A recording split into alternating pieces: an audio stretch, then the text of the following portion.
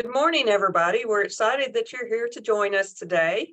We're going to cover some really important and interesting information relating to the 21st Century Grant and basically address the overview of if you're considering applying, what does 21st century really mean and how and what should I think about in my consideration? So the first thing we're going to do is introduce our staff. Dr. Pines is actually at the Boost conference in Palm Springs, so she's not able to join us today. But we have Alicia. Would you like to introduce yourself?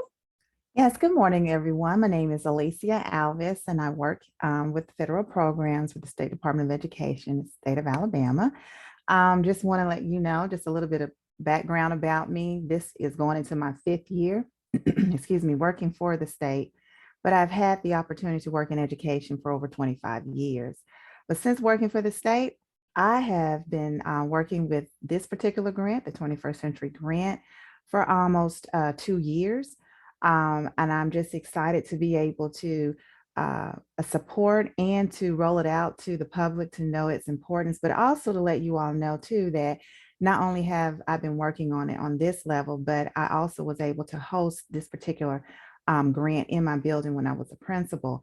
And I have truly seen the outcome that it has had, not only on the students in which we serve, but also the community. So I do hope that the information will be resourceful for you and you will be interested in the grant and wanting to apply.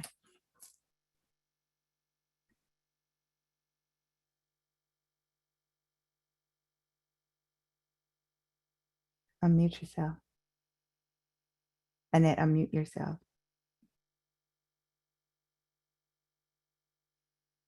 And we also have a contractor with TPI, Auburn University, who do a great amount of work for us. And at this time, I'd like for Erica to introduce herself and tell you about her past.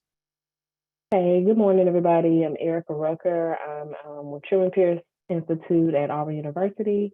Been with 21st Century for almost 15 years or so. I started as a site director, moved up to a program director, and fell in love. And I've been with 21st Century for, since then. Here to help however I can. Thank you, Erica. And my name is Annette Scoggin. I'm one of the team members. I'm the education administrator, and I'm like Alicia, have over 25 years experience. Most of my experience is at the district level. And so I've written a number of grants and facilitated a number of grants throughout our school systems, and also 21st Century with our athletic programs and some other areas. So we have a passion. Our office has a passion. Our TAs have a passion. And of course, Erica has a passion with her staff in serving you and the 21st Century Grant.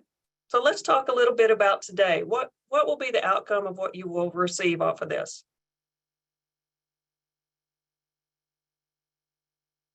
We want to give you basically an overview. We're not going to deep dive today. We're not releasing the RFA today. We're just deep diving in, surface diving into, hey, I'm interested, but I'm not really sure what 21st Century Grant is and what I'll need to do to prepare if I want to apply. So today, we're just going to give you an overview. The first thing we want you to know is that there is tons of research out there. And when we release these slides, you can click on this slide under research and it will take you to all the outcomes and how after school and out of school, before school, anything out of school time when you have engaged learning, which the 21st Century Grant's about, what the educational benefits and the community benefits are about. It will increase school attendance for kids. It will reduce their behavior, and it also prepares them for college and career.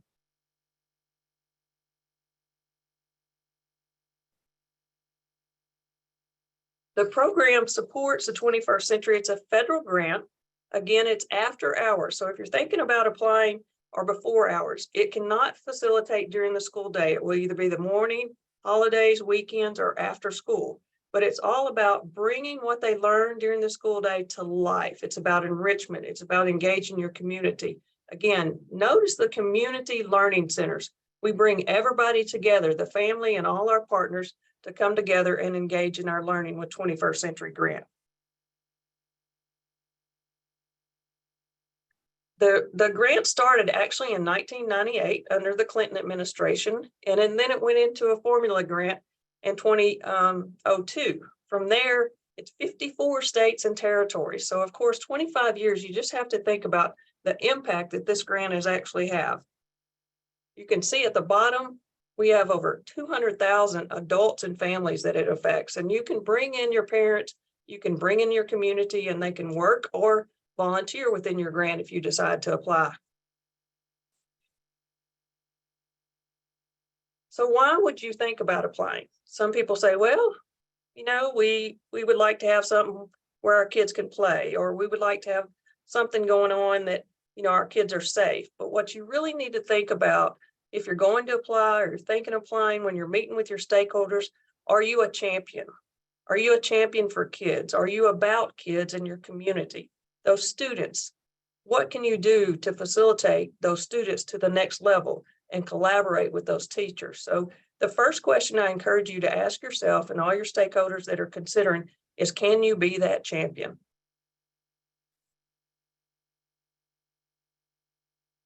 If you read the screen here, you can see the parents have quite a bit to say about the grant.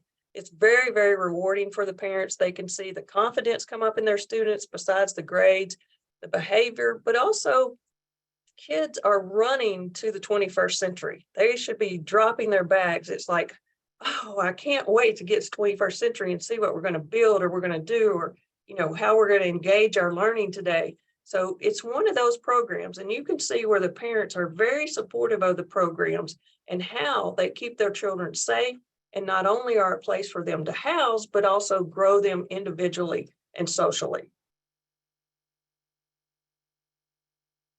Right here, we have a parent's thoughts. Some parents aren't able to pick their students up at 2 or 3 o'clock. So when we facilitate and we think about that with this parent's thoughts, we go, they are comfortable to know that, hey, my child is safe. But not only is my child safe, my child is learning, my child is engaged, my child is excited, and it's not the typical school day. They're in the beanbag, they're reading the book, they have their capes on, they're doing everything they can to have a lot of fun and learn at the same time. So right now we're going to watch one of our grantees, Brett, that actually Erica is a star in. So Erica, will you play this, please?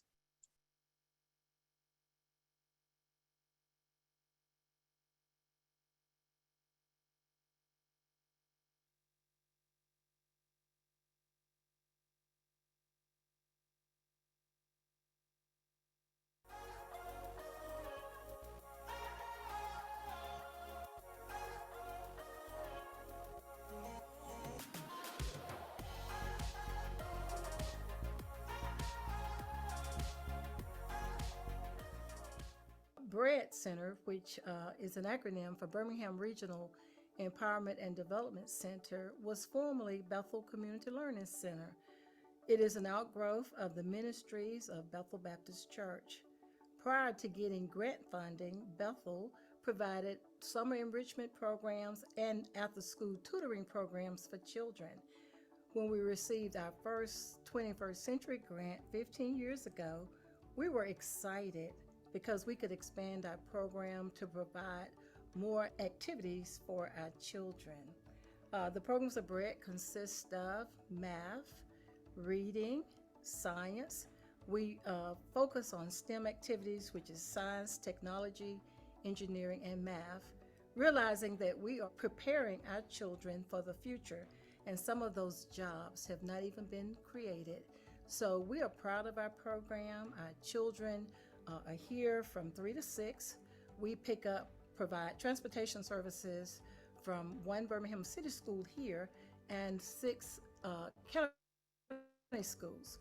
We also have sites in several city schools. We run a program, the after school program, at Norwood Elementary School, at Glen Irish Elementary School, Martha Gaskin, and Ozzie Ware Middle School.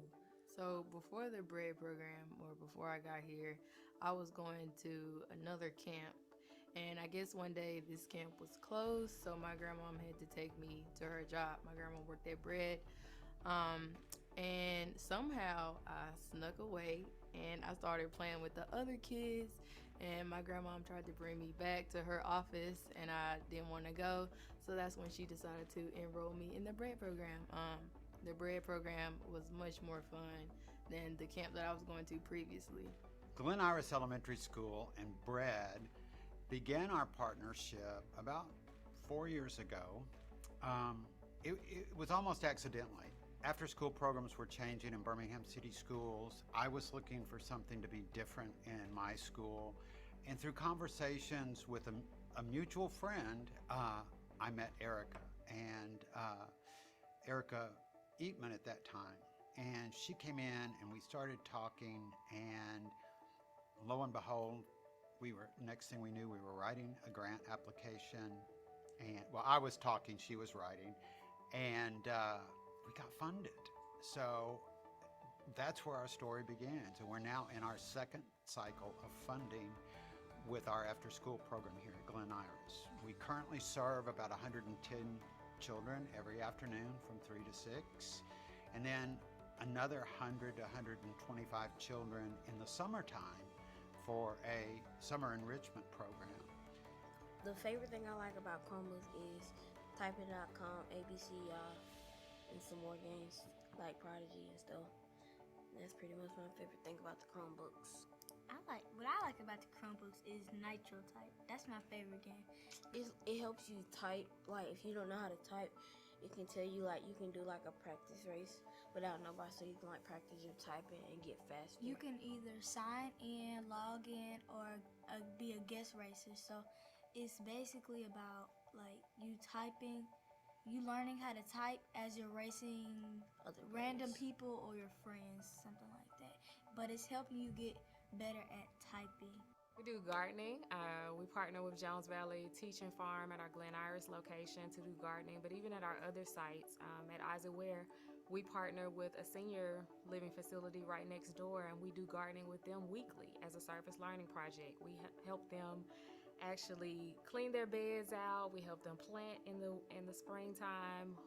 We get to eat with them when they actually harvest the vegetables and fruits. And it's just something that an ongoing partnership that we've had for almost a year now. We go and we see them every week. And not only are we providing help with the gardening with them, they're providing mentoring for our kids. They're teaching them different aspects of gardening because gardening is becoming a lost art form. Some of our kids think that food comes from Walmart. So we want to make sure that they know it comes from further than Walmart, that it's grown out of the ground, and that anyone could provide this resource. I would like to see other ministries become a bridge to help our children. Education is in a horrible place in the city of Birmingham. Not only in Birmingham, but let's go across America. I applaud LeBron James for taking much of that millions that he has, and he went on over there and started a school and gave them the incentive to do well, because if they come out well, then they got a college education paid for. Well, God is not only blessed in Ohio, it can happen in Birmingham, but you first got to have that kind of interest from the outside. And I'm grateful to God for what he's done for us, but our future is bright.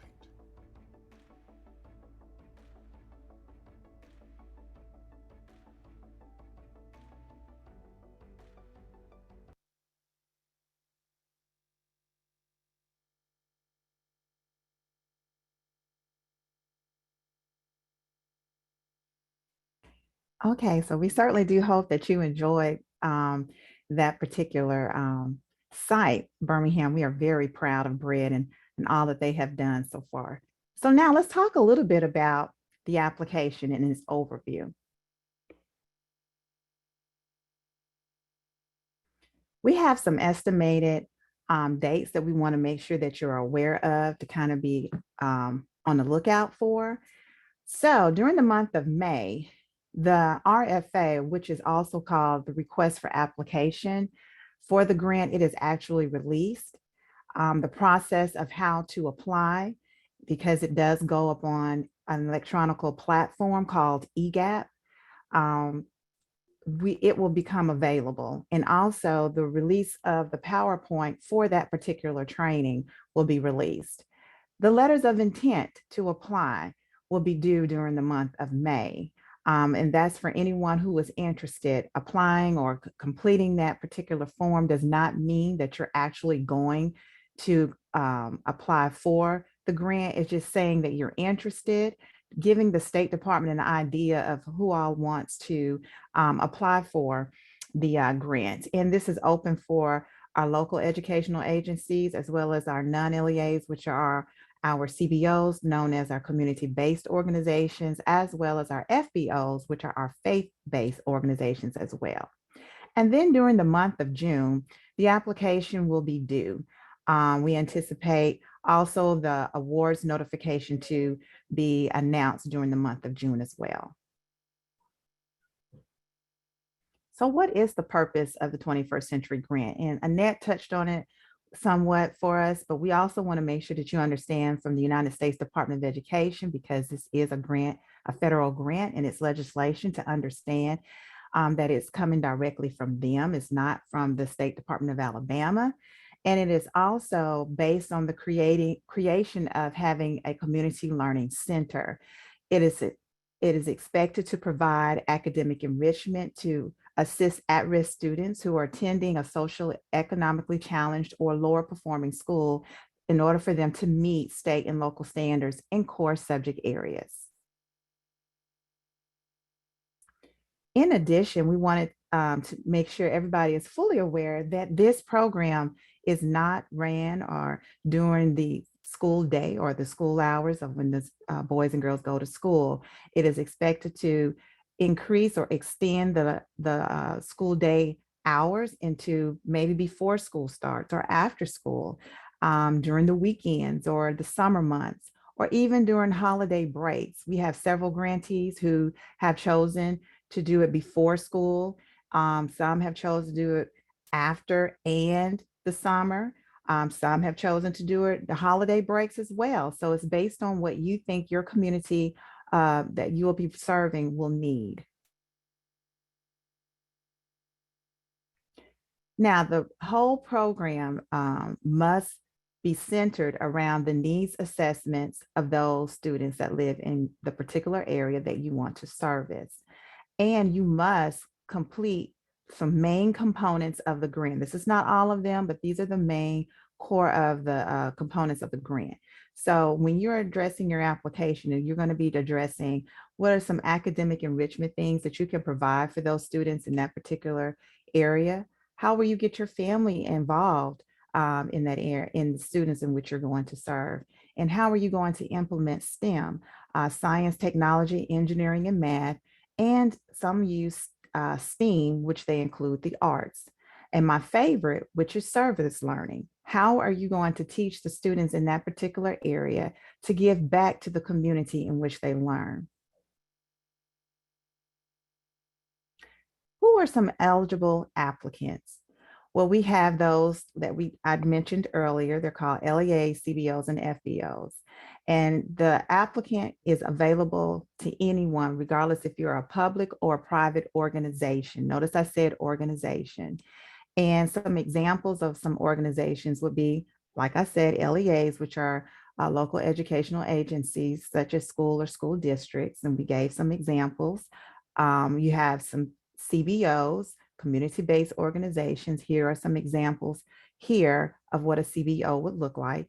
And if you are a faith-based organization, which is, we name those as FBOs, and here's an example of an FBO. Additional eligible applicants would be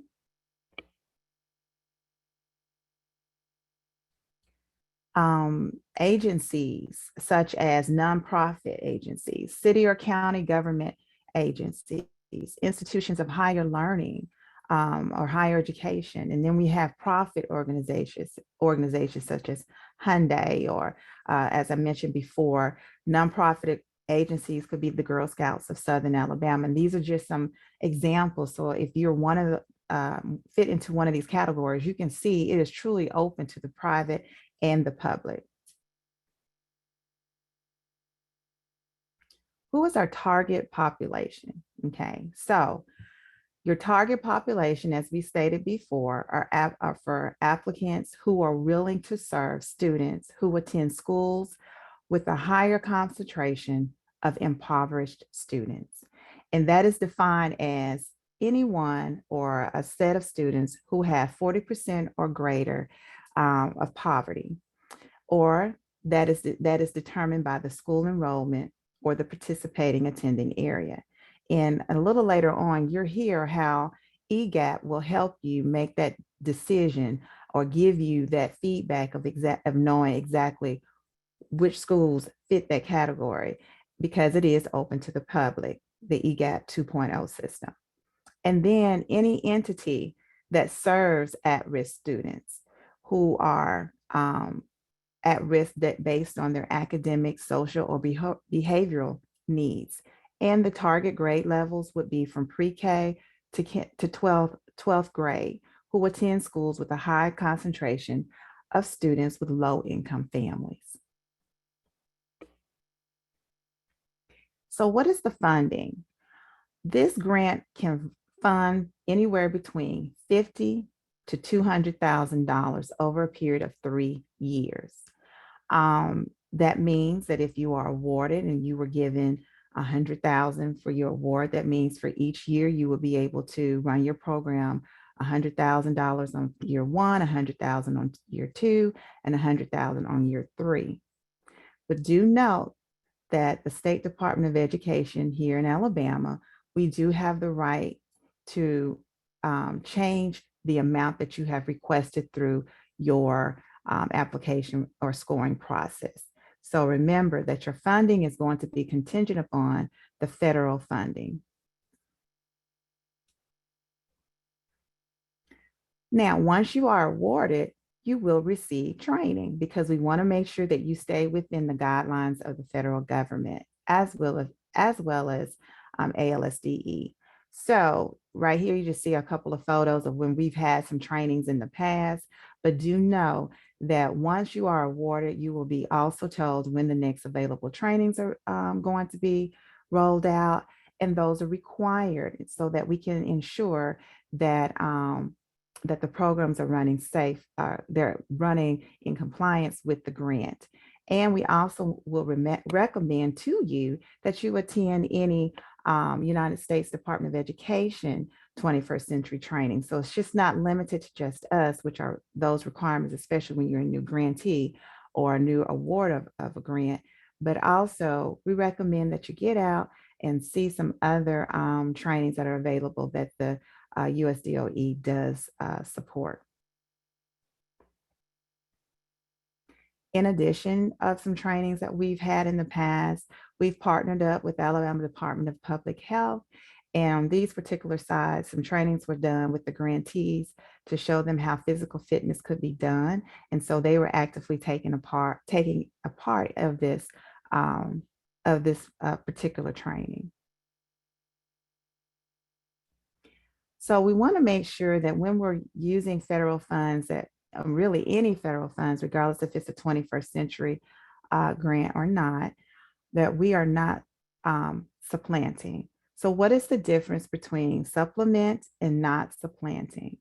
We want to make sure that we are supplementing and not supplanting, because supplementing simply means that we're going to increase whatever has already been delegated for funds in order for the program to be successful. So once funding is awarded to eligible applicants, allocations must be used in the manner consistent with all requirements of federal and state statutes. Funds must be used only to supplement, which is to increase, and not supplant, which is to replace. And that is in regards to any federal, state, or local funds that are available to support any of those allowable activities, especially under the 21st century program. So right now we're going to look at an example so that you can have an idea of what it means to supplement and not supplant. So suppose that an agency or school district in past years had used state or local funds to pay the salaries of certain personnel. But the agency or district that that experienced a significant loss of revenue from one year to another might be able to demonstrate that the use this year of federal fund program funds to pay for these, which are otherwise allowable under the federal program statute, would not be supplanting, because without the federal funds, it would not have the resources needed to maintain these positions. So this exception can also be used where the services are mandated by state law. If the state mandated an after-school program but provides no funds for it, this exception could be used. So right here, we just learned that if we had allocated funds for a particular for personnel, and as time went on, we had to have that personnel, but we no longer had the funds, then we could supplement by using federal funds to make sure that that personnel did not lose their position and that it could continue on. Now let's look at an example of supplanting, because that's something we don't want to do. All right, so Organization X, we're just gonna call them Organization X, was awarded federal funding to purchase 4 vehicles that was outlined in one of their targeted areas. But Organization X adjusted its local budget that was originally allocated to pay for vehicles. And then they shifted the local funding, which is budgeted to purchase the 4 vehicles, to other target area purposes. So this is an illegal example of supplanting. And basically what this scenario is telling us is that the organization decided, oh, we've been awarded some funds. Although we said we were going to use the funds to take care of some other item, we'll just shift some money around so that we can use this money to pay for the vehicles rather than the local or state funds that we had originally allocated it for. And that is something we cannot do. So we want to make sure that we are not supplanting, and that's an example of supplanting. So what are some proper uses of funds? Operational expenses for the implementation of a 21st century programs are: you can pay for personnel salaries and their benefits. You can also conduct staff development and trainings. And we know that there will be times when there will be leadership that will be needed in order to attend training, and then they will need to go back and turn it around and train it to those who are actually working the program. And so you can use the 21st century funds in order to do that. You can also use the 21st century funds to help with any academic enrichment activities, such as STEM programs, classroom materials, supplies, and equipment that is going to support your program. And if you were to go into contract with any subcontractors or consultants and evaluators, the 21st century grant can be used towards paying individuals for those particular services. In addition, here are some approved activities just to give you an idea of what you can use your funds for. So for remedial education, we all know that we're coming back or having to address any instructional loss that was lost due to COVID or the pandemic. And so there was some remedial instruction that needed to be provided for those students. Also, if students were not performing on grade level and need additional support, you can use your funds in order to make sure that remedial education is provided. We've had incidences where grantees have gone and reached out to outside vendors who actually specialized in tutoring services, and they would pay them for their services and have a contract with them for them to come in during the week to provide remedial services to those boys and girls. Also, academic enrichment. You may have students who you're not going to really target remedial education. You may just want to do academic enrichment through STEM. There are those who specialize specifically in STEM, and you can purchase, have a contract and purchase services from them, and they can also, you can also purchase lesson plans or any type of materials that you would need in order for that academic enrichment to be successful. Math and science activities to assist you, arts and music activities. And another example is that you may have a teacher from a high school that could come in to the elementary level and teach art or music, or you may have a volunteer, a retired teacher, or someone who is working in a music store and would not mind giving back to the community by coming in and providing art or music activities for those students. Limited English proficient classes. These are for our boys and girls who have limited English language. And so you can have a class specifically geared towards helping those boys and girls who have been identified that need additional assistance in that. We talked a little bit about tutoring and mentoring programs, but one of the things that I have seen across the board with our state is that there are a lot of sororities and fraternities who come in and they give back. They may volunteer and provide mentoring programs. Even some of the classroom teachers at that particular school or other schools, or just anyone in an organization that would like to come in and mentor boys and girls. Another additional activity would be, we have sometimes issues with truancy, suspensions, or students who have been expelled. And the 21st Century can offer activities to support those students through character education, through programs that deal with bullying. We've seen assistance with mental health. We've seen assistance, whereas high schools or middle schools would, rather than allow students to be suspended, they would allow them to make up those that time during the 21st century, and it could be addressed with whatever the issue was, if it was academics or not. I've even seen where some of our grantees have night school for our high school students, so that regardless of whatever the situation may be, those students had the opportunity to make sure that they didn't get behind on their academics. And so the 21st Century was able to collaborate with the local school, and they offered them night school. ACT prep. We know there's an abundance of curriculum out there for those students who are looking to take the ACT and may need additional assistance in an after-school program in order to prepare. But we do strongly recommend that if this is something you do, any purchases, you need to make sure that they are evidence-based and not research-based. We're now moved to evidence-based based on our ESSA law, but anything of that nature. And of course, physical activities, which I touched on earlier, but those are just some approved activities that we have already approved and we know have been beneficial to the students.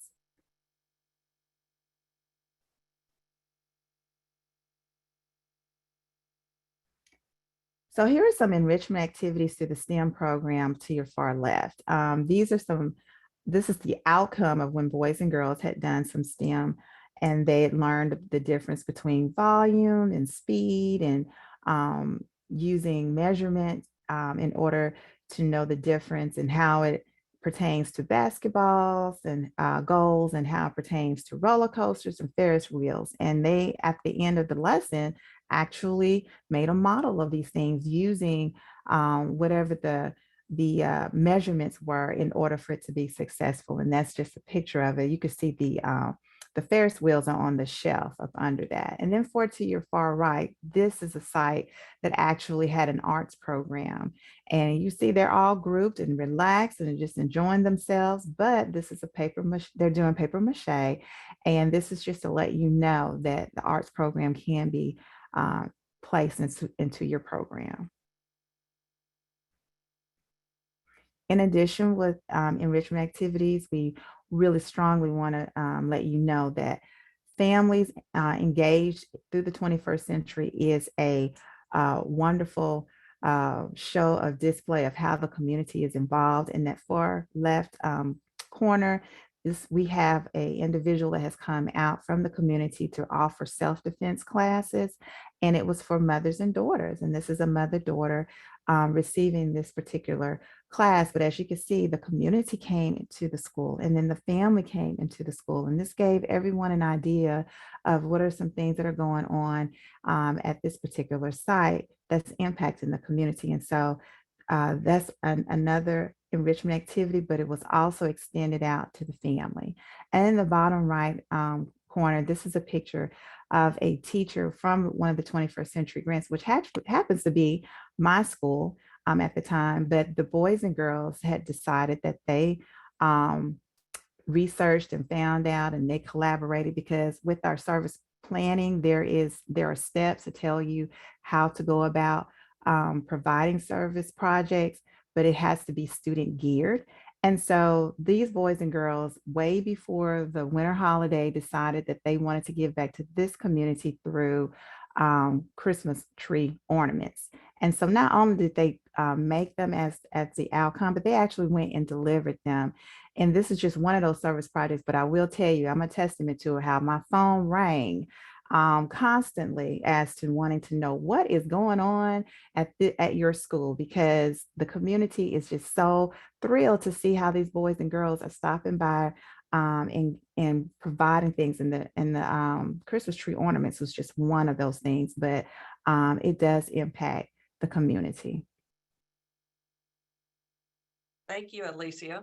I do want to bring to attention, we talked about some really exciting things and everything that the grant can do. I mean, the ceiling is a limit, as if there is a limit. But we also want to remind you that it is a federal grant. So there are quite a bit of regulations, compliance, and things you need to be aware of. I encourage you to read the Edgar Law, which there's a link on this screen to. But let's talk a little bit about what funds cannot be used for. The first thing is someone to write your grant. You cannot use the 21st Century funds and pay them back for writing your grant application. Also, refreshment and foods. You're going to see a lot of times when we talk about bringing families in and our community in, we always want to have food, but that is not something you can spend 21st Century money on.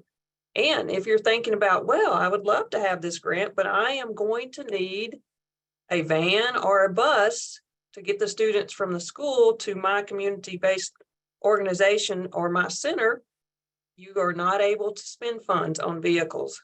Also, capital improvements. I know we have with ESSER funds out there, there's a lot of capital improvements going on, and that would be an area you'd really need to focus on and make sure the money did not cross over in any way to capital improvements. While I mentioned Edgar, I want to remind you, ESSER, I want to remind you that those funds are coming to an end during the time of this grant, this cohort 17. So when you're visiting with your stakeholders, if they've already started some after school or before school, learning, out of school programming, things going on with your community, remind them that those funds are going to end and the 21st Century would be a good option. Another thing that's out there, we have our state literacy and math summer camps. And some people are saying, well, we don't need to offer summer program with 21st Century because we have those. In essence, we want to tie it all together. Maybe they have those in the morning, you have 21st Century in the afternoon. But again, it's all coming together to help the students' learning loss and to help grow the community. Program income. If you're thinking, well, this is another great idea. We will have our camp, we'll have our 21st Century grant, and we will charge the kids, and that's how we're going to fund maybe the bus or a field trip or whatever it may be. But actually, you're not able to do that. So you cannot charge kids a participation fee or any kind of funding coming in. And also another area you may consider is if the kids have made something and you think, well, we could sell these and bring in income to our program. That is not allowable. It is not allowable to sell those and bring in income and then turn around and give it to a not-for-profit. So just don't think in any way, once you receive this grant, that you're going to need any more money. Expanded learning program. This is a 300 hours or more. We do not require this in Alabama. I just want to make you aware. This would be something when we start our May questions, our office hours, that if it comes up, you're welcome to ask more questions. I don't want to dive too deep here because we're just hitting the surface, but just know we don't have this ELP in Alabama. Please note, this is a big area that we see across the nation and we've seen in Alabama, that only one grant proposal can serve students at a particular school. So if one proposal is submitted, no other proposals can come in. So if you have a Boys and Girls Club, and then you have a group of 5th grade teachers that want to do a grant, they need to collaborate together. And sometimes I know superintendents and partnerships, people go, oh yeah, this is a great idea. You need to come together and make sure you're serving the students together. It is a community grant, but what we don't want is 2 applications from the same place and no one proceeds forward to the reading and scoring. I want you to know, when you're writing your grant, should you decide to move forward with it, you must address all the RFA components. So if we have service learning in the new RFA, I want you to go, well, what can we do? And have something within that component. You cannot go, we're still planning, or we don't know what we're going to do yet in this area. You have to have a plan for every one of the components. You also have to have all your related documentation and forms. Sometimes people will say, well, we didn't have the signature, so we didn't upload that form, or we just uploaded a blank document and put to be coming next year. You cannot do that. You have to meet the deadline. The deadline will always be at 11:59 and it shuts down. We don't have anything to do with it shutting down. It's automatic. And you can't go back in and adjust anything or apply if you miss it. So I encourage you to go ahead. If you're going to apply, get everything together, maybe in a Word document, and then when it opens up, transfer it over. But don't wait to the last minute. Also, signatures cannot be electronic. And what this does is prevent someone from signing multiple people's names. They have to be what we call wet signatures. So you're going to have to get that done, get it uploaded. And also, all your documentation has to be current. So if you've had a previous grant and you've had, an audit or ADA come out and they've done your building inspection, it has to be current. It can't be from 2018 or anything like that. So make sure you're starting to plan now as far as what documents do I need to get uploaded. And then last but not least, there's a minimum qualifying score. So what I want to say there is 191. So when we release the grant and the application, the RFA, look and figure up your points. What are you going to need? Where do you really need to focus to make sure you qualify for the funding and to move forward with the readers? Things to remember. Collaborate. The LEA must be a part of the partnership. Non-LEAs like a CBO or an FBO cannot operate on their own. And there are a number of assurances, what we call assurances, that have to go hand in hand. So make sure your internal controls are all together and we're going together, we're moving forward in conjunction because we're serving the same students. We want to make sure we're piggybacking on the learning that goes on. Another thing to remember is this is a reimbursable grant. So if you spend your money, then you come in with your salaries and you submit it to us. And so we pay you on the back side, not the front side.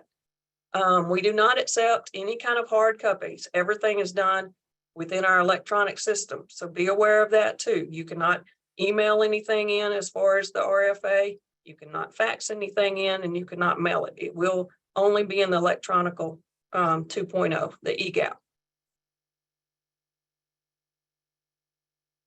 Another thing, how many of you started, okay, I already know we're going to apply. Maybe we've had it before or we know enough about it. Have you started meeting with your stakeholders? Who are your stakeholders? Have you done a needs assessment? Does the LEA have a needs assessment? Have you done a survey? So how are you going to decide? But things to remember is everybody's collaborating. So meet with your stakeholders. We encourage you, while it's not required, to submit the letter of intent. That helps us plan on our end. Also, attend the upcoming office hours because you'll hear questions from other people that you'll go, oh, I hadn't thought of that. That's a good point. And then last but not least, a self-reflection. Are you ready to take this on? It's a federal grant. It comes with compliance. It comes with excitement. It comes with lots of planning. But are you ready to be that champion? Here we go. We have our letter of intent, just to give you a sample of what it is. And also on that last screen, I also want to say, a conflict of interest. Make sure we pay attention to you don't have any conflict of interest going on, that you will have to submit that with the RFA. Meaning, if I intend to apply and I'm thinking, well, I'm going to hire my husband and my best friend, they're going to be an external evaluator, they're going to work in the program.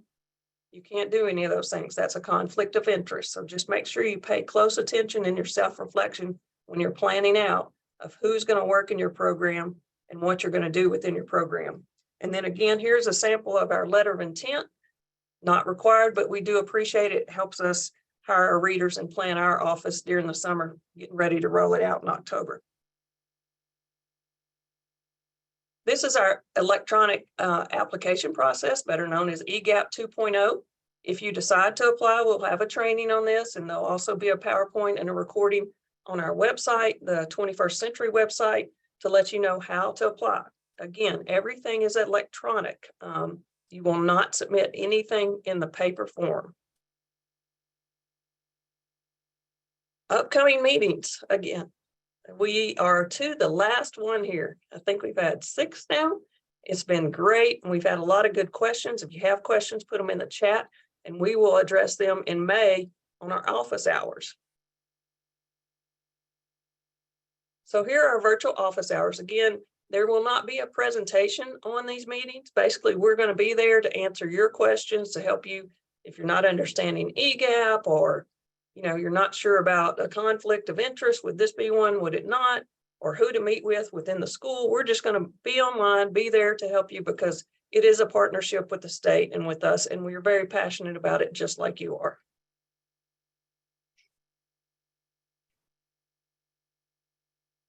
Now we're going to watch 2 really, really fun programs. We chose these programs for you to view because they're not in the state of Alabama. While we had one earlier with the state of Alabama, we're going to have one at the end. We want you to see what's going on in other states and what you might can bring to the state of Alabama.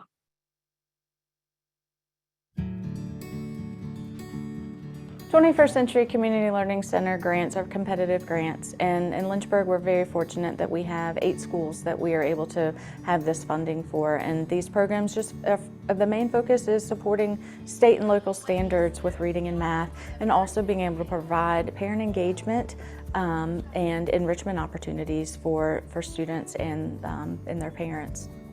At Heritage Elementary we have morning fitness every day for 1 hour, Monday through Friday. On Monday and Tuesday we do reading remediation. Wednesdays we do math remediation. Thursdays are enrichment day, so we provide activities they can choose from: cool science, clay clubs, Legos, Girls on the Run, drum and flag. So they have a vast number of programs they can choose from. This provides an opportunity that they would not get during the regular school day, that they can go and do cooking and photography and Girls on the Run. Girls on the Run is a girls empowerment program for girls that are age 8 to 13. It usually runs elementary level, 3rd, 4th, and 5th. It gives girls skills to help them cope with bullying, but also giving them self-confidence strategies to help them with problem solving. I think for our girls it means community. They are able to learn from each other, not just within their grade level, but because it's 3rd, 4th, and 5th, they learn what the experience of older students who may have a different way to look at things. And it also gives them something to work towards, because in the season we have a 5K and the families love it, and so do the girls, to just come together and push each other to do new things and learn things in a different way. If it was not for 21st Century, these girls could not participate in this program, because 21st Century covers the cost for our students. And a program without them covering that cost would not exist, because it is a costly program. So this is helping Lincoln Elementary students have access to resources that we normally wouldn't be able to use consistently every school day, technology that we wouldn't always have access to during the school day. But it's also helping impact their test scores and show growth in academic areas such as reading and math. We're really fortunate that a lot of our teachers that teach at the school actually are instructors within the program. So the students have established relationships there, but we're also able to bring in people from the community to teach classes. And so it's nice to have that balance of people that they know and are familiar with, but also within the community working with our students and exposing them to new activities, new ideas. I think it's really great for them to be able to use some of these tools, basically professional level tools that they wouldn't normally have access to at this age. They end up kind of exploring their creativity in different ways. We actually kind of open it up where they have a lot of different projects, and then at the end of the semester we usually do an art show, which they get to have their work up either in one of the spaces or the hallway here, and we have a big opening on First Friday, which brings in a lot of the kids who maybe haven't been to art galleries, maybe even their parents haven't been to art galleries before, and just trying to kind of get that experience and bring them out into the community a little bit while we're kind of connecting with them. We're trying to build capacity building with parents. How can we help you and your child at home? When you go home, what are some things? So some schools are doing some make it, take it activities. We're doing family game nights where you can sit down with a board game and have a conversation, having dialogue, working and being together, and it's family time. This year so far, we've already served over 180 students here at Heritage Elementary through one program or another. With the Heritage Elementary grant, we wrote the grant, so we do target the students that need remediation, but we also target students that may not need reading or math help, but they, want the enrichment activities. Once we can spark that interest, it's going to go back to the classroom, and we're going to see that increase in student achievement because they're going to want to grow. They're going to want to be there at school. It's going to help. They want to go to school so that they can go and do the fun things that are in after school time.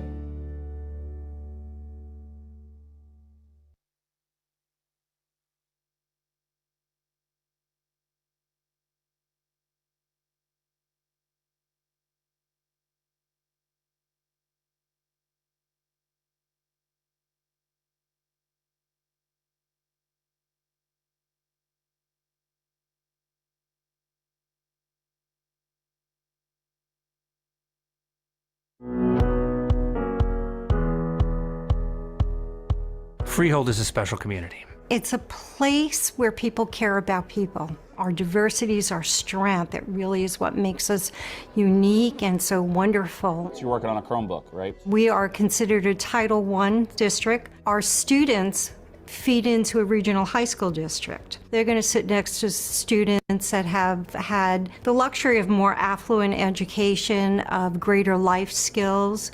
That's where I feel the after-school programs have a tremendous amount of power for these students. So you have two acute. The 21st Century program is an after-school program that supports our students' needs academically, socially, and emotionally. The thing that's cool about our program is everyone is invited. The only requirement is you have to be between 4th and 8th grade. We decided that the underlying theme of our program would be STEM. As a country, we need to move more of our youth towards, science careers, math careers, technology careers. After school is a great space to be able to do that. We are committed to educating a whole child, so we put the art back in. So now we're a STEAM program. We do an hour of academics every day, and then they go into something that they chose to do, so something more fun. Some of them go into STEM programs, technology programs, where they learn coding and robotics. If they have an interest in art, there's art programs for them. If they have interest in sports, there's sports programs for them. It also exposes them to field trips and activities that they wouldn't normally have the opportunity to participate in. You use your ruler to line it up. The programs are really fun, and it gives you an opportunity to get help with your homework. I don't have to be at home, just bored. My friends are here. I get to, have fun with them. It's more fun to come here. The after-school program should be an extension of the school day, providing a holistic environment in the after-school for youth. Anything that they're missing during the day, they're able to get that back after school in the program. The teachers that these students see during the day, they see them also in 21st Century. They know exactly what kind of help the kid needs. The programs are really great. It's right in the school, so which makes it easier for working parents. Then you don't have to transport your kids, and they're in a safe environment. Yes is mine. Field-borough schools have had funding through the 21st Century Community Learning Center grant for many years, and they're stars in that regard. Find a pass now. Who's in the middle? 21st Century literally opens up the world to them. They're a very high quality program, and they're essential to the community because they run such a wonderful program. The 21st Century allows our kids to adventure and do things that they possibly couldn't do otherwise. This is a really a great program. They're offered so many different choices and really has a very profound effect on their lives and a profound effect on their academics and their social emotional growth.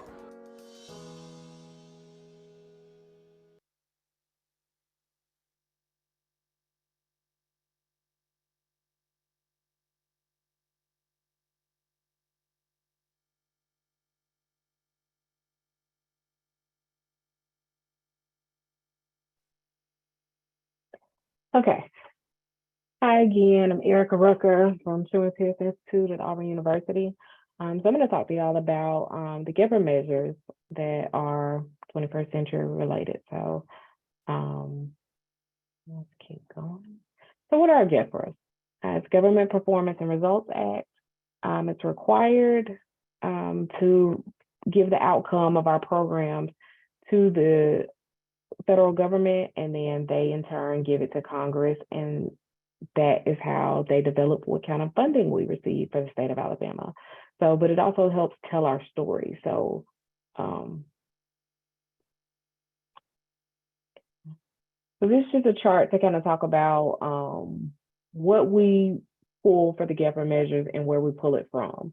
So GEPR measures, we pull state assessments, and that's for grades 4th through 8th, and we pull that from Power School. Academic achievement, 7th through 8th and 10th through 12th grade. We pull that from Power School. School day attendance, grades 1 through 12, we pull it from Power School. School day behavior, grades 1 through 12, and that's from Power School.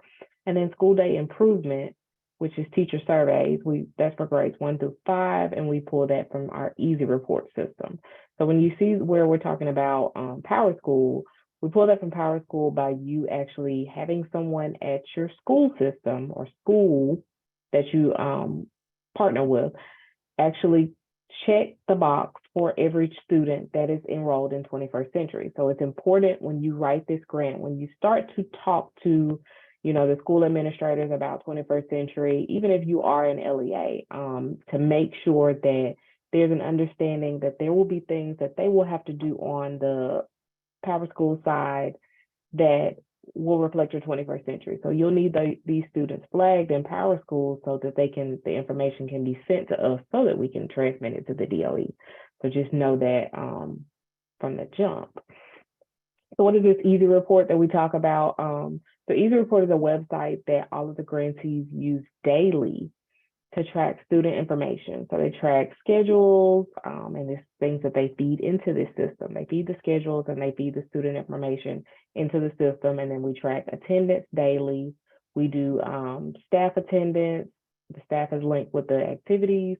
We do parent surveys, teacher surveys, and student surveys. Those are in the system, and a whole plethora of other things that's in Easy Report. So it's a website that is used daily by the grantees. So just be mindful that you'll need someone, preferably multiple people, to be able to log into the system on a daily basis. External evaluation is the other part that 21st Century, that CPI does for 21st Century. So pretty much your external evaluator, they get a percentage of your budget, and that'll be listed in the RFA. But for that, they are an external portion. They do not work for your LEA. They don't work for your organization. They didn't help you write the grant. They're not your best friend or your sister or your husband, and they need a little job. They are an external person who has nothing to do with your program. They come in and they're going to look at your goals and your objectives that are listed in your RFA, everything that you put in your RFA. So they will need a copy once you're awarded the grant. And then they'll look at that versus the actual implementation of the program and then your program success. They're going to look at your strengths and weaknesses. They're going to provide you with recommendations for program implementation. So how are they going to be able to offer you good recommendations if they know nothing about education or after school? Consider that. They also need to be someone who has preferably a master's level in statistics, because they will need to look at your numbers and kind of make some different recommendations based on your numbers. So this is a chart based on the evaluation process, who completes it, and the due date. So your evaluator will have to do an observation per semester. So they'll do a fall and a spring observation. And then if you have a summer program, they'll do a summer program observations also. So those will be done in the fall, the spring, and in the summer semester. So those are on the chart. Evaluation plans, that's where your external evaluator is going to sit down with you after they look at your RFA. They're going to come up with a plan on how they're going to evaluate you for the 3 years that you have been granted this 21st Century Grant. And then that's generally due December 15th. The mid-year report is due by the site or program director. And it's generally due January 30th, a little bit later for a new grantee, but those dates will be given to you at grantee training. This is pretty much a checkup because the site director or the program director might not be the person who actually wrote the grant. So it gives them an opportunity to look back at the RFA and kind of look at where their program is and give themselves a checkup. Hey, these things are written in the grant. We haven't done them yet. When are we going to do them? What's our timeline for doing it? What's our action plan? Who's going to do what so that we can actually get this done during this year because we wrote it in the RFA. The last thing that's due in the evaluation process is the final report. It's due by the external evaluator and it's due on September 30th. Your external evaluator will have access to your Easy Report system, and so they'll be able to pull some reports and different things like that from Easy Report to complete your final report. But they also will get that from observations and surveys and other information that you give them to make their final report an actual picture of your program, so that we at Truman Pearson Institute and the State Department and anyone else who wants to read your final report can actually get an idea of how your program worked and your successes. So if you have any questions, this is my contact information. This is also the email that send me your contact information if you would like information on the 21st Century Grant. I generally send out information every week to the grantees about where we are with the progress. So I've been sending out these training sessions. I'll send out reminders about the office hours, and when the grant comes out, I'm the person that's probably going to send the email that says, hey, the grant's out. So if you want to know that information, send me an email. That's my email on the screen, and I'll get you on the list. Thank you, Erica, and I cannot tell you how much we appreciate you and TPI and all that you do. She is a great resource, as is her entire staff. So next, we hope that you're thinking, hey, this sounds like something I want to do. So we're going to provide you with one of our grantees, some things they offer within their program. This is Gulf Shores.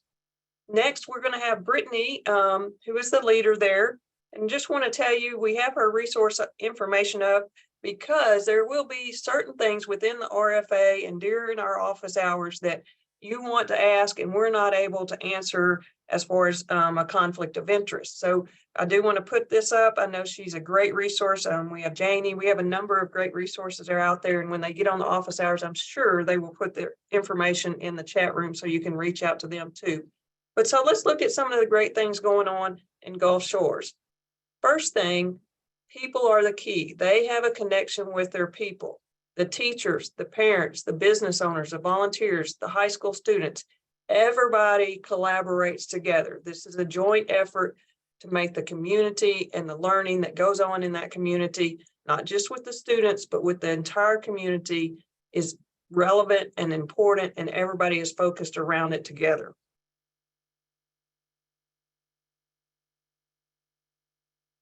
So this is one of the things that they do, and I'm just going to go through a number of slides, not get too deep in them, but they started with the Lightspeed with their Jet Eye Academy. And so they went on and they did all kinds of STEM activities through these, and then they developed it into a league. So this is one thing, if you're thinking about what could we do, obviously the 21st Century Grant would fund the supplies that needed for this as long as it aligned with your RFA. Another thing we've talked quite a bit about, we're going to be in areas that don't have big universities or people who can come in and do things. So look at your resources. Again, the teachers and the parents, what resources do you have to come in and offer a music class, offer piano, and then think about how those things tie in, just like the Jedi Academy, to your math and science and your grant itself. But here's an example. This is one of their community leaders, I believe, that they brought in, found out he really liked guitar. So guitars it was, and he came in and taught these classes for free. He was able to connect with his passion and bring out the kids' passion. Another thing is you can bring in music. We have a music teacher here that is, they're actually in her classroom and she is teaching music, but she is teaching music within the 21st Century Grant because they are tying that back to the learning that's going on during the day in their math class. This is a great opportunity just for kids, especially at the younger age, to say, hey, is this something I would want to go into in middle school or high school? Or maybe they're in high school and they didn't ever have a chance to take any music because they were in maybe an athletic or an art program. So this is another example of bringing someone in and hiring them, being work with your students. This is an example where one of their social study teachers and coaches came in and taught the kids how to build different things, and they tied it back to the music. And so don't panic here. They do have on safety glasses and everything that was purchased and all the releases from the parents. But this taught the kids at college and career readiness to go on and learn how to build things. Now, culinary, this is probably our most popular with our current cohorts. Everybody loves culinary classes, which is great to teach the kids to learn how to cook, and then in return have family engagement nights. Again, you cannot purchase food for entertainment, but you can purchase the ingredients to make food, and then in return, those kids can eat those for snacks, and you can use them for your family and parent engagement nights. So you can see here, they've done some really fun things with their culinary class. This is probably my favorite, the Green Power, the races, Talladega, everything that's going on just went on. So they developed these cars, the supplies, they brought in different business partners to come with them, made them solar. They had races. It is a big event now for the whole community to come in and see who is going to win the race with their Green Power USA.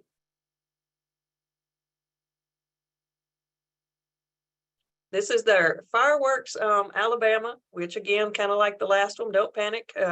They had all the releases, everything, but you know, how do fireworks work, and how does that tie into our science and our math, and what can we do and how do we create those things? Because you can see here, they're going through the process of learning that, creating that, and they have used the 21st century to buy the supplies in order to build it. Environmental sciences with the Girls and Boys Club, all kinds of different people out there. Auburn University has ag. I know Alabama has some offerings. I'm sure ASU and other programs do, where they brought them in, came in with the 4-H here. They're starting off with the basics of, okay, let's count the seeds. Now, what happens to the seed? How do we know where to plant them, the water, and then how they grow, and then how that turns into their culinary class? So it's a very good partnership here that they have with 4-H. And it ties into all the learning that is going on during the school day and brings it to life after school. This is field trips. So another thing you can do with 21st Century funds, once they're approved, is you can take field trips. So they've tied everything into the environment, what they're doing with growing their seeds. Now they're going to go out and they're going to do some fun activities within their the Gulf State Park, using their parks and recreation, testing the soil, doing some different things. As you can see down here, the kids are having a blast. They had a number of speakers that came in and talked about the leaves and the all the things that go on in the environment and how that affects the state park. And it was just one enjoyable time. And I encourage you to reach out to Brittany about this one. She loves to talk about it. So the list goes on and on. What else could you do? 3D printing. You could bring parents in. You can purchase 3D printers, laser printing. What if you want to learn to dance, whether it's Foursquare or hip hop or whatever it may be? And how does that tie back to your fitness? How does that tie back to your math and your science? Or another thing that we did in the grant that we had, we brought our community in to learn to speak Spanish. And so we wanted to learn that so that we could relate to the people that were moving into our community. So Alicia, what's next? All right, so you've heard quite a bit of information, and now we want to talk about what are some things that you need to start thinking about, what are some things that you need to actually start doing. So your next thing that we strongly suggest is that contact the local educational agency or the school in the community in which you're going to serve. And the rationale for that is you cannot apply for the grant without having a partnership with them. And so you want to make sure that they are going to be on board with you through this process. You need to also look into what are the needs with those students in that particular area that you're going to serve. And you would need to talk with your stakeholders to find out what are those needs assessments. I do know at this point with school systems, there's always an abundance of surveys that are done just to just check the pulse of how things are running in the everyday workings and operations of the school, or when it comes to the academics section, as well as making sure that they're meeting their needs. So a lot of times the LEAs will already have some surveys for you to look at, but you want to make sure that you're going to use it as your guide to make sure that you are going to reach their needs. And then you want to look at partnerships. As you begin to collaborate with your team, your stakeholders, you all decide, okay, what kind of partnerships are we going to build, not only with the LEA, but is there anybody in the community who would like to give back? Have conversations with them, tell them about what the 21st Century Grant is. It's just not your regular after-school tutoring program. It exceeds much more than that, and it involves the community. And then you want to go ahead and submit your letter of interest. Remember, your letter of interest does not mean or hold you to the application. It just simply gives us an idea of whether or not you're going to apply for the grant. And then be on the lookout of when the release of the application will take place so that you can make sure that you meet that deadline that has a date stamp of 11:59 p.m. That is out of our control. That's strictly connected with the platform through EGAP 2.0. Here we have some additional resources that are our favorites and that are in alignment with the 21st Century Grant that we strongly suggest that you go in and research and look into so that you can find out what are some of the resources that are free and available to you and helping you with the operations, and also helping you in making sure that the grant is successful. So we have Alabama Expanded Learning Alliance. We strongly suggest that you go on there and look at some different agencies or lesson plans or anything, recommendations that they may have that's aligned with after school programs. The Alabama 21st Century Community Learning Center, which is our platform that we use, it has an abundance of resources to include our past cohort, which was cohort 16, application information dealing with forms that are regularly submitted by grantees in order to stay in compliance with the grant. In addition, we have previous trainings under the YouTube tab when you go onto the site that will let you know about how we have provided virtual trainings, as well as have included outside organizations to come in and provide trainings to our grantees that we host monthly.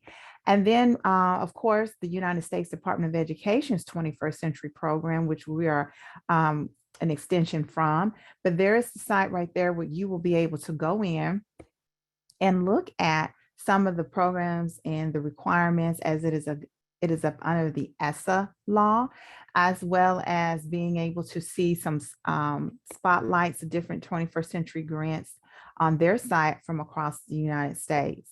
The Wallace Foundation is one of our organizations that we use that is that will allow you to have calculations such as poverty, trying to find out the percentage of whatever the situation may be for calculations when doing your grant, as well as being able to find additional resources to ensure that any lesson plans or curriculum choices are up under the evidence-based requirement.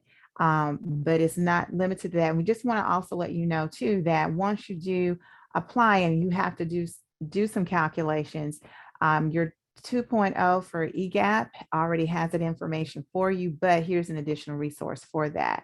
And then last but certainly not least, U for Youth, and we refer to it as Y for Why. This is one of our favorites resources that we have used time and time again, that gives an abundance of information. They not only will provide lesson plans and suggestions for equipments and curriculum, but it will actually give you forms that you can download to adjust to meet the name of your programs. It also has resources for professional development. If you need to know, well, how does it look? What should it look like? You have videos to look at. If you want to do some training with your staff and you find a module that is already prepared for you to be able to showcase to your staff, Y for Why has it. And it's one of our favorites. We use them quite often, but it is an extension from the United States Department of Education. They are in direct connection. So you can know that anything that they have on their site or anything that they suggest, that it is in alignment with the grant.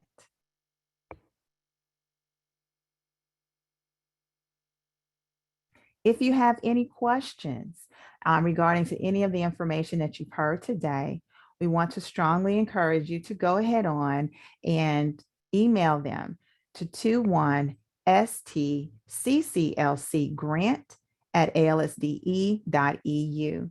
This email is specifically geared towards the 21st Century Grant. So any questions that you have right now that you feel like you would need to know without having to wait until we do our actual virtual hours when you will be able to ask questions that you did not get answers to once you went and did a little bit of searching on your own, you can email us here and we'll be glad to respond to you.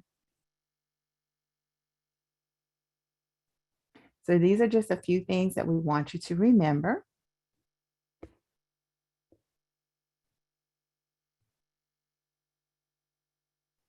All right, today is our last Zoom day. We have thoroughly enjoyed Zooming with you guys and just showing off the things that we know have been successful with the 21st Century Grant.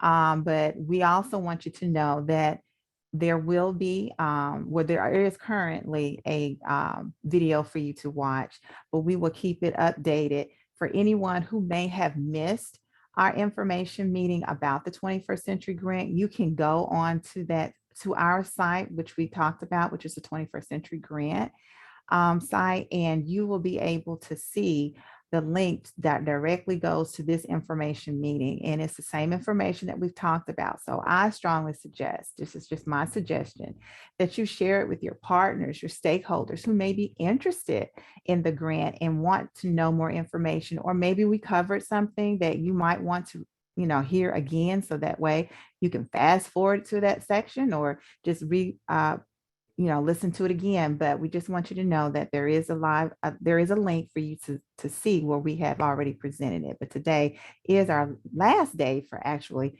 having a live presentation. And last, we have our virtual office hours, which will begin on May the 2nd.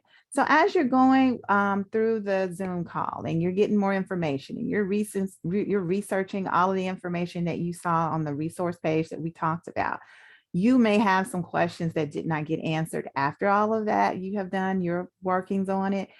You've looked at maybe the previous cohort 16's application to get an idea of what those components are that you're going to be asked to answer, because is kind of the new cohort 17 application will be very similar with a couple of changes, but mostly it'll be very similar. So kind of give you an idea of what the application is going to be asking you for. We want you to know our doors will be open starting May 2nd from 1 to 3. There is a link there that will also be posted on our website that you can also share with any other stakeholders who may have questions. We want to let you know that it may be specific to just your needs, but also be there if you don't have any questions to hear some questions that others may have that you could say, I hadn't even thought about that, or that's a good suggestion. So we want to invite you to attend our virtual office hours beginning May 2nd, which is on a Tuesday from 1 to 3.